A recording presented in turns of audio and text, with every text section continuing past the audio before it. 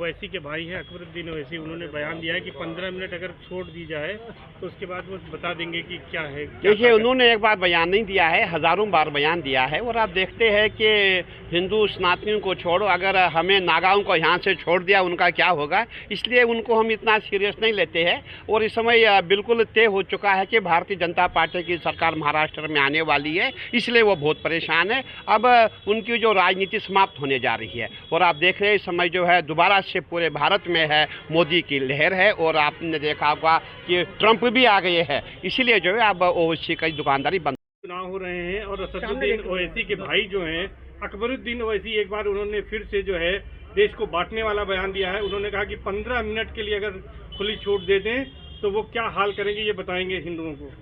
ऐसा है, शंकरम शंकराचार्यम केशवम वाद्यरायणम सूत्रभास्कृतो वंदे भगवंतो पुनः पुनः। हमारे जितने भी अखाड़े हैं, जितने भी साधु संत हैं, ये राजनीति से बहुत दूर रहते हैं। लेकिन जहाँ सनातन धर्म की बात आती है, हिंदुओं की बात आती है, उसमें हमको बोलना ही पड़ता है। क्योंकि जो वो कह रहे हैं, हमारे लोग ऐसा कभी नहीं कहते हैं।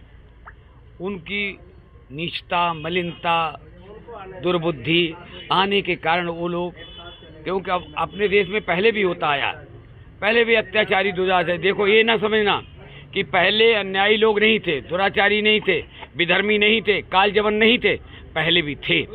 उनसे मुकाबला किया गया और अंत में उनकी परास्त हुए, हारे भी। तो ऐसे लोग हैं, बकवास करते रहते हैं, उनके केवल वाणी में है, बाकी ना कुछ कर सकते हैं, ना उनमें कोई दम है, ना कुछ करने की उनकी क्षमता है। जो सनातन धर्म है, जो हमारा हिंदू धर्म है, वो सारे विश्व में है।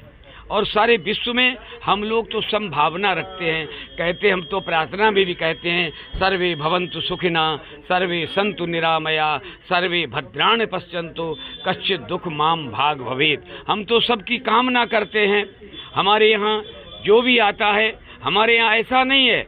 हमारे भगवान राम कह गए हैं कि हमारी शरण में कोई आ जाए, कितना बड़ा पापी हो, कितना बड़ा अपराधी हो, मैं क्षमा कर देता हूँ। लेकिन विधर्मी लोग, कपाली लोग, वो लोग क्या कहते हैं कि जो मेरी शरण में आ जाए उसको छोड़ देना, उसको माफ़ कर देना, उसको हम लोग काफर कहते हैं। तो हमारे धर्म में और दूसरे धर्म बहुत भिन्नता है। ये हमारा धर्म आदि अनाद है।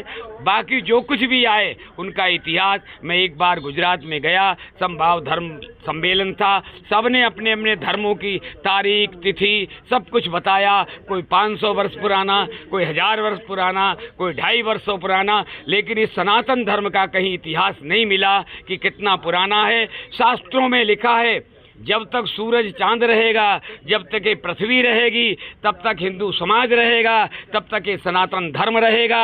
और जब ये पृथ्वी का लय विलय, सृष्टि नाश होगी, उसी समय ये सनातन धर्म परमात्मा के शरीर में विलीन हो जाता है। किस तरह से? जैसे भगवान एक कृष्ण एक पत्ते की, बट वृक्ष के पत्ते में व्याप्त होकर के, वो श्लोक भी कहा गया है, करार बिंदे नपदार बिंदम मुखार बिंदे बिनवे सयंतम बटस्य पत्रस्य पुटे सयानम बालम मुकुंदम मनसा स्मरामि। जब ऐसा समय आएगा तो सनातन धर्म लुप्त होता है और परमात्मा में विलीन हो जाता है। तो जो लोग ऐसे कह रहे हैं, ना उनके पास कुछ क्षमता है, कहने वाला कुछ भी कहे, सनातन धर्म को कोई ना डिगा सका, ना डिगा सकता है।